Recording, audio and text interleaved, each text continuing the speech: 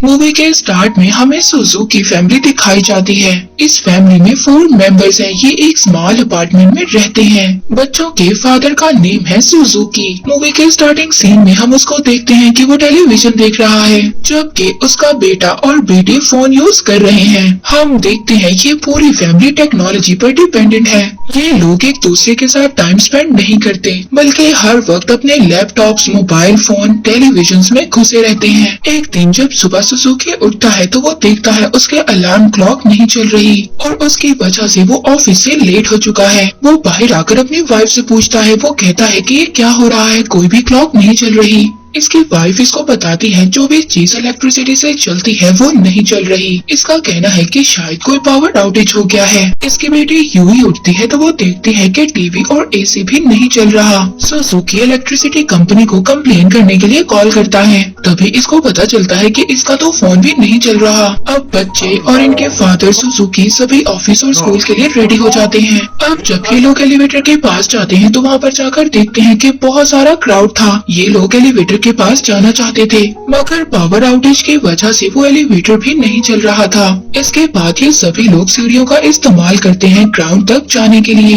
ये सभी लोग हैरान और परेशान थे कि ऐसा क्या हो गया, पूरी सिटी में इलेक्ट्रिक आउटेज हो गया, जिसकी वजह से इलेक्ट्रिसिटी से चलने वाली कोई भी चीज नहीं चल रही। अब सुजुकी तो पहले ही ऑफिस से लेट हो चुका था। ये ट्रेन से जब ऑफिस जाना चाहता था तो इसको पता चलता है कि अब तो ट्रेन भी नहीं चल रही पावर आउटेज की वजह से। अब हम देखते हैं कि सभी लोग बस से जाना चाहते हैं, मगर इलेक्ट्रिसिटी और फ्यूल से चलने वाली सभी चीजें बंद हो चुकी थी। दूसरी तरफ हम सुजुकी के बेटे को देखते हैं जो बाइसिकल पर जा रहा है। वो देखता है कि सिटी में कोई भी व्हीकल काम नहीं कर रही, बल्कि लोग इसकी बाइसिकल को देखकर जेलस हो रहे हैं। अब सुजुकी जब ऑफिस पहुंचता है तो वो देखता है कि ऑटोमेटिक डोर ऑफिस का नहीं खुल रहा और साथ ही में किसी की भी वॉच काम नहीं कर रही। अब यहाँ पर कुछ लोग उस ऑटोमेटिक डोर को तोड़कर ऑफिस के अंदर जाते हैं और तो और जब ऑफिस के अंदर जाकर देखते हैं तो वहाँ पर कोई भी कंप्यूटर नहीं चल रहा। हम वहीं पर सुजुकी की वाइफ को देखते हैं जो अपने आसपास सभी लेडीज से बातें कर रही होती है। वो उनसे डिस्कस कर रही होती है पावर आउटेज के बारे में। इसके बाद सुजुकी की वाइफ ग्रोसरी स्टोर पर जाती है। वहाँ पर वो जाकर देखती है कि लोग पानी और फूड को स्टोर कर रहे हैं। ये भी अब उनके जैसा ही करती है। ग्रोसरी स्टोर में बहुत ज्यादा लोग थे जो चीजों को स्टोर करने के लिए आए हुए थे, लेकिन वहाँ पर कोई भी मशीन काम नहीं कर रही थी। इसलिए कैशियर ये अनाउंस करता है कि वो लोग सिर्फ कैश ही लेंगे। अब बहुत सारे लोग जल्दी से एटीएम मशीन से जाकर पैसे निकालना चाहते थे, मगर एटीएम मशीन भी काम नहीं कर रही थी। हम वहाँ पर सुजुकी के ऑफिस में देखते हैं क्योंकि कंप्यूटर नहीं चल रहे पावर आउटेज की वजह से, तो यहाँ पर इनका बॉस इन सबसे कहता है कि आज आप लोग वापस जा सकते हैं क्योंकि कंप्यूटर पर ही काम करना है और कंप्यूटर तो चल ही नहीं रहे। सुजुकी जब घर वापस आ रहा होता है तो रास्ते में ये बाइसिकल की शॉप्स को देखता है। वो देखता है कि बाइसिकल की प्राइस तो बहुत ज्यादा हो गई है पावर आउटेज की वजह से, मगर इसके बावजूद वो एक बाइसिकल खरीद ही लेता है। अब रात को हम सुजुकी की फैमिली को देखते हैं जिनके घर में लाइट नहीं आई हुई। इन्होंने कैंडल जलाई हुई है और ये मिलकर डिनर कर रहे हैं। अब जब सुजुकी का बेटा वॉशरूम में जाता है तो वो जाकर देखता है कि टॉयलेट का फ्लश भी काम नहीं कर रहा और तो और सभी टैप्स ने भी काम करना छोड़ दिया है। अब सुजुकी की बेटी भी यहाँ पर बहुत ज्यादा परेशान हो गई थी। वो ये सोच रही थी कि लाइट तो गई, मगर यहाँ पर टैप्स का बंद होने का तो कोई काम नहीं बनता क्योंकि टैप्स तो इलेक्ट्रिसिटी पर काम नहीं करती। अब डिनर के बाद हम देखते हैं सुजुकी के बेटा और बेटी अपने रूम में जाते हैं। वो बहुत ज्यादा बोर हो गए थे क्योंकि इनका सेलफोन काम नहीं कर रहा था और ना ही इंटरनेट था। इसके बाद ये फुल फैमिली बालकनी में जाकर आसमान को देखने लगते हैं। ये बालकनी से देखते हैं कि पूरा शहर अंधेरे में है, सिर्फ तारे ही हैं जो उस शहर को अपनी रोशनी दे रहे हैं। हम देखते हैं कि पहली बार ये फैमिली मिलकर टाइम स्पेंड कर रही थी और एक्चुअली में ये सब इसको एंजॉय कर रहे थे। पावर आउटेज को होते होते 3 दिन गुजर गए हैं और सुजुकी के घर की हालत बहुत ज्यादा खराब थी। इलेक्ट्रिसिटी ना होने की वजह से लोगों का लाइफस्टाइल चेंज हो गया है। हम सुजुकी को उसके ऑफिस में देखते हैं। वहाँ पर उसका सीनियर उसको बताता है कि आज के बाद आप लोग काम पर नहीं आएंगे जब तक पावर आउटेज ठीक नहीं होता, यानी कि जब तक इलेक्ट्रिसिटी नहीं आएगी, कंप्यूटर्स नहीं चलेंगे, इन लोगों को वापस काम पर आने की जरूरत नहीं है। अब ये सुनकर सुजुकी बहुत ज्यादा परेशान हो जाता है। वो अपने सीनियर से कहता है कि अगर हम काम पर नहीं आएंगे तो पैसे कैसे कमाएंगे, हमें अपने बच्चों को भी तो खिलाना है। अब ये सब बातें सुनकर उसका सीनियर उससे कहता है अब जैसी कंडीशंस चल रही हैं, ज्यादा देर तो आप टोक्यो शहर में नहीं रह सकते, क्योंकि मुझे ऐसा लगता है इन कंडीशंस के साथ ऐसा टाइम आएगा कि खाने और पीने की भी कमी हो जाएगी, क्योंकि हम देखते हैं कि लोग इस टोक्यो शहर को छोड़कर इस कंडीशन की वजह से जा रहे हैं। और अब सुजुकी भी ऐसा ही करना चाहता है। सुजुकी की वाइफ पास वाली वाटर टैंक से पानी भरने जाती है, मगर वो देखती है वहाँ पर तो बहुत ज्यादा क्राउड है, वहाँ पर बहुत ज्यादा लोग खड़े हैं। और फिर इन सभी लोगों को वापस भेज दिया जाता है, क्योंकि टैंक्स भी काम नहीं कर रहे, क्योंकि इन टैंक से पानी खत्म हो गया है। अब सुजुकी बैंक जाता है पैसे निकलवाने के लिए, मगर इसको भी वापस भेज दिया जाता है। अब पावर आउटेज को 7 दिन हो चुके हैं और इलेक्ट्रिसिटी शहर में अभी तक नहीं आई। सभी ग्रोसरी स्टोर्स, ऑफिसेज, स्कूल सभी बंद हो गए थे इलेक्ट्रिसिटी न आने की वजह से। यहाँ तक कि सभी फैक्ट्रीज भी बंद हो गई थी और सभी लोग कंट्री साइड की तरफ मूव कर रहे थे। अब सुजुकी की फैमिली भी ये डिसाइड करती है कि हम लोग भी कंट्री साइड की तरफ जाएंगे। ये अपने बैग्स में अपने खाने की चीजें और जरूरत की चीजें सभी पैक्स कर लेते हैं और अब ये सभी लोग बाइसिकल के साथ मूव कर रहे होते हैं। ये लोग अपने साथ पानी भी रखना चाहते थे, मगर पानी की कीमत बहुत ज्यादा थी, मगर फिर भी ये लोग किसी तरह से मैनेज कर लो प्राइस पर पानी की बोतल्स ले लेते हैं। अब ये एक जगह पर रुकते हैं, रेस्ट करते हैं और खाते हैं और इसके बाद दोबारा से अपने सफर पर चलने लगते हैं। अब आखिरकार ये लोग एयरपोर्ट पहुंचते हैं, जहां पर से इन्होंने फ्लाइट लेनी थी अपने गांव की तरफ। इनको बताया गया था कि एयरपोर्ट से अभी भी फ्लाइट्स जा रही हैं, इसीलिए ये लोग एयरपोर्ट पर पहुंचे थे, मगर एयरपोर्ट पर भी लोगों का बहुत ज्यादा क्राउड था। ये लोग आगे जाकर पता करते हैं, तब इन्हें पता चलता है कि फ्लाइट्स भी कैंसिल हो गई हैं और जब तक पावर वापस नहीं आती फ्लाइट्स भी नहीं चलेंगी। इन्हें कुछ भी समझ नहीं आ रही थी। हम देखते हैं कि ये एक होटल में एक रात गुजारते हैं। होटल का ऑनर इनकी कंडीशन देखते हुए इनसे ज्यादा चार्जेस लेता है। अब डिनर करते हुए ये लोग डिसाइड करते हैं कि फ्लाइट्स तो जा नहीं रही, इसीलिए इन्हें अपने गांव बाइसिकल पर ही जाना होगा। अगले दिन ये एक बुक स्टोर से एक मैप लेते हैं अपने गांव की लोकेशन देखने के लिए। ये लोग अपनी जरूरत की चीजें लेते हैं और अपने सफर पर निकल जाते हैं। कुछ देर बाद साइकिल चलाते चलाते आखिरकार ये एक हाईवे पर पहुंच जाते हैं, जहां पर और भी सारे लोग थे जो दूसरी कंट्रीज की तरफ मूव कर रहे थे। अब रात गुजारने के लिए ये एक कैंप में रुकते हैं। वहाँ पर इनके दूसरे ट्रैवलर फेलोज भी थे, पर तभी एक आदमी इनसे पानी मांगता है। ये उसको पानी नहीं देते, ये कहकर कि ये इनकी लास्ट वाटर बॉटल है। ये लोग रात गुजारते हैं और फिर अगले दिन अपने सफर को स्टार्ट करते हैं और एक डार्क टनल के अंदर से गुजरते हैं।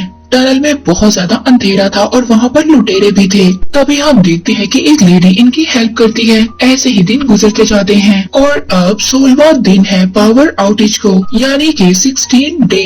अब फैमिली दरिया के किनारे बैठी होती है और यहाँ पर इनकी लास्ट वाटर बॉटल भी खत्म हो जाती है। अब सुजुकी डायरेक्टली दरिया से पानी पीता है, क्योंकि इनके पास कोई और रास्ता नहीं था। अब ये लोग दोबारा से अपना सफर स्टार्ट करते हैं, तभी रास्ते में तूफानी बारिश आ जाती है। ये सब लोग अपनी सारी चीजें छोड़कर एक महफूज जगह पर पनाह लेते हैं। तूफान के बाद ये लोग अपनी चीजों के पास वापस जाते हैं। अब यहाँ पर ये लोग देखते हैं कि सुजुकी के बेटे की बाइसिकल का टायर खराब हो गया है, साथ ही में इनका खाना भी गिर गया है और इनके कपड़े भी खराब हो गए हैं। अब टाउन में बच्चे खाना ढूंढने के लिए जाते हैं, जबकि इनके पेरेंट्स एक जगह पर आराम करने के लिए रुकते हैं। आखिरकार बच्चों को एक ग्रोसरी स्टोर मिलता है। यहाँ पर लड़का तो अपना बाइसिकल टायर ढूंढ रहा होता है, अब जो कि उसे वहाँ से नहीं मिलता और लड़की खाने की चीजें देख रही होती है, जो कि इनके आने से पहले ही लोग उठा चुके थे। तभी इनको वहाँ पर बैटरी वाटर की बोतल मिलती है, जो कि एक डिस्ट्रिक्ट वाटर था और ये लोग उसको पी सकते थे। लड़की को कैट फूड मिलता है और वो ये सोचती है कि वो इसको ही खा लेगी। अब वो अपने पेरेंट्स के सामने जाती है और जाकर ये खाना खा रही होती है, जो इसको बिल्कुल भी पसंद नहीं आता।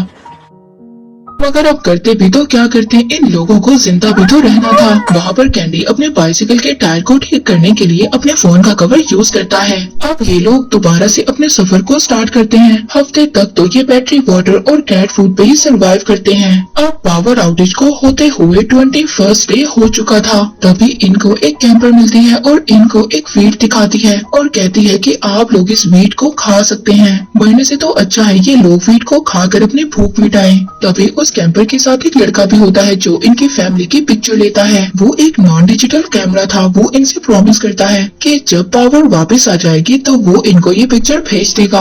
अब ये लोग मिलकर सफर करते हैं। बाद में इनके रास्ते अलग हो जाते हैं। अब इसके बाद इनकी फैमिली एक्वेरियम में पहुंचती है, जहां पर देखते हैं कि लोग मछलियां बेच रहे थे। अब ये लोग भी लाइन में लग जाते हैं ताकि इन्हें खाने के लिए कुछ मछलियां मिल जाएं, क्योंकि इनका खाना तो खत्म हो चुका था। मगर जब इनकी बारी आती है तो वो मछलियां भी बिक चुकी थी। यहाँ पर हम सुजुकी को देखते हैं जो उस आदमी के पाँव पड़ गया था कि प्लीज मेरे बच्चों को खाने के लिए कुछ मछलियाँ दे दो, मगर वो आदमी इसको इग्नोर कर वहाँ से चला जाता है। अब करते तो क्या करते, ये लोग दोबारा से अपने सफर को स्टार्ट करते हैं। ये एक फील्ड में देखते हैं। ये भूख और प्यास की वजह से बहुत ज्यादा थके हुए थे।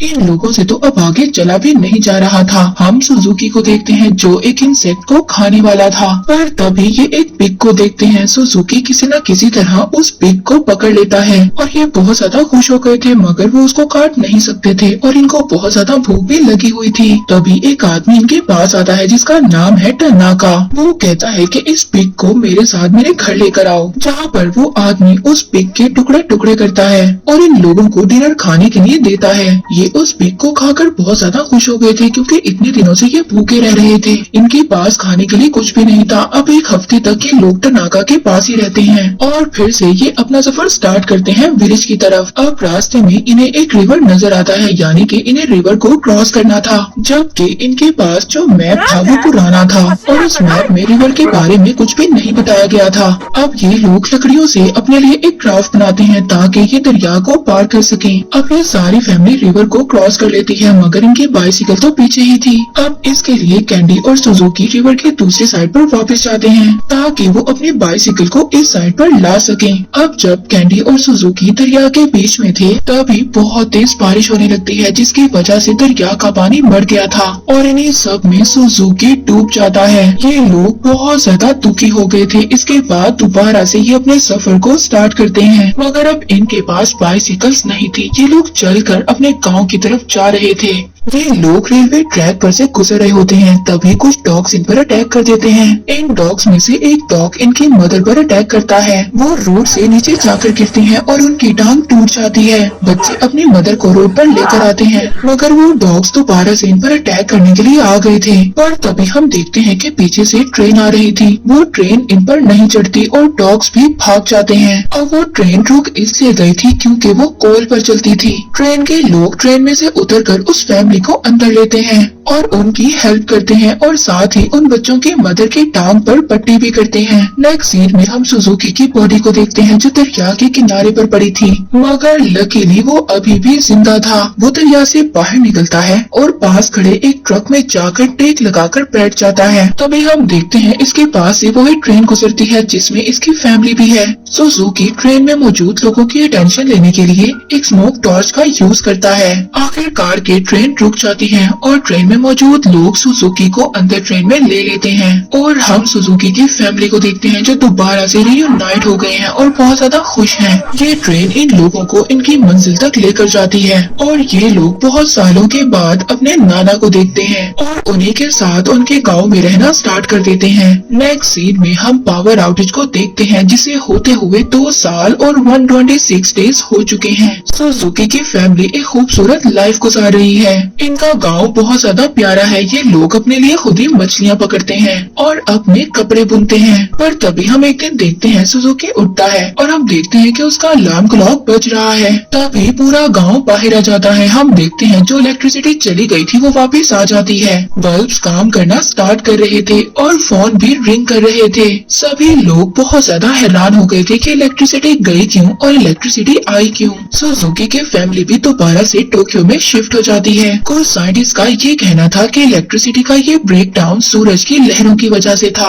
और कुछ का ये कहना था कि ये तो टेररिस्ट ऑर्गेनाइजेशन का करना था, मगर सच्चाई तो कोई भी नहीं जानता था। मूवी के एंड में फैमिली को एक पिक्चर मिलती है। ये पिक्चर वही थी जो उस अनजान आदमी ने इनकी ली थी जब ये लोग अपने गाँव की तरफ ट्रेवल कर रहे थे। इस इलेक्ट्रिसिटी के ब्रेक डाउन में इन लोगों को समझाया कि किस तरह से उन्होंने अपनी लाइफ में मौजूद छोटी छोटी चीजों की कदर करनी है और उन्हें बताया कि किस तरह छोटी छोटी चीजें हमारी लाइफ में हमें खुशी देती हैं। और इस इलेक्ट्रिसिटी ब्रेकडाउन ने बताया कि फैमिली का प्यार ही सब कुछ है, बिल्कुल सुजुकी के फैमिली की तरह, जो बिल्कुल भी एक दूसरे का ख्याल नहीं रखते थे, अपने फोन्स और लैपटॉप्स में लगे रहते थे। और जब उन पर मुश्किल आई, उन्होंने एक साथ टाइम गुजारा तो उनको पता चला ये ही लाइफ है। और इसी के साथ ये मूवी यहीं पर एंड हो जाती है।